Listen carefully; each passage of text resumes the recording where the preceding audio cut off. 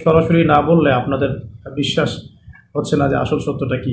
বাংলাদেশের জনপ্রিয় ইসলামিক বক্তা আবু তোহা আদনান আর নেই। আবু তোহা আদনানকে গুম করা হয়েছে। সামাজিক যোগাযোগ মাধ্যমে বেশ কয়েকদিন যাবৎ এমন একটি নিউজ এবং গুজব ছড়িয়ে পড়েছে। অ্যাকচুয়ালি কি আবু তোহা আদনানকে গুম করা হয়েছে বা আবু তোহা আদনান তিনি বর্তমানে কোথায় আছেন? শুরুতে একটা ভিডিও ক্লিপ শুনেছেন যে আবু তোহা আদনান তিনি বলছেন, আমি যতক্ষণ পর্যন্ত না লাইভে এসে বিষয়টা ক্লিয়ার করছি অনেকেই তা বিশ্বাস করবেন না। তাই সকলের মাঝে বিশ্বাস সৃষ্টি করার জন্য তিনি আজ আবু তো আদনান ভাইকে কোনোভাবে হ্যারাস করা হয়েছে কিনা এক লাইভে এসে বিস্তারিত তুলে ধরলেন। তিনি আজ সকালে আনুমানিক 9:30টায় এক লাইভে এসে বললেন, আমাকে গুম করা হয়নি, আমি নিখোঁজ হয়নি, আমাকে মেরে ফেলা হয়নি। আমরা জানি চলমান শিক্ষার্থীদের আন্দোলনকে সমর্থন জানিয়ে আবু তোহা আদনান তিনি আন্দোলনরত শিক্ষার্থীদের সেই কোটা সংস্কার আন্দোলনের দাবিকে কেন্দ্র করে রাজপথে নেমেছিল। সেখান থেকে তাকে গ্রেপ্তার করা হয়েছিল।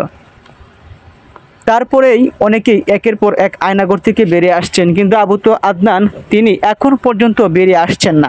অনেকের মাঝে প্রশ্ন, তাহলে কি আবু তোহা আদনান আর নেই? তিনি কেন এখনও বেরিয়ে আসছেন না?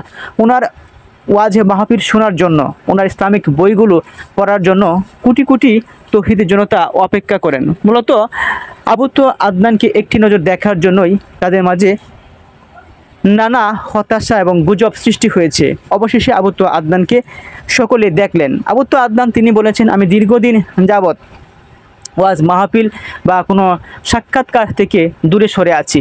আমি আরও গভীরভাবে ইসলামিক জ্ঞান অর্জন করার জন্য পড়াশোনায় ব্যস্ত সময় পার করছি। তাই ওনাকে মিডিয়ার সামনে বা বিভিন্ন প্রশ্ন উত্তরেও দেখা যায়নি। অবশেষে তিনি সেটা খোলাসা করলেন। আবু তোহা আদনান তিনি বলেছেন, আমি রাজনীতির সাথে সম্পৃক্ত না।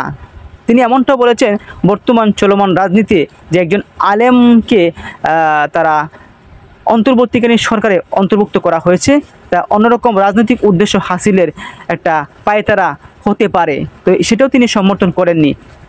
তিনি চান নিরপেক্ষভাবে ইসলামিক জ্ঞান অর্জন করে মানুষের মাঝে জ্ঞান দিতে, ইসলামিক ধ্যান ধারণা দিতে। সর্বশেষ তথ্য হলো এটাই, আবু তোহা আদনান গুম হয়নি, মারা যাননি, তিনি বেঁচে আছেন।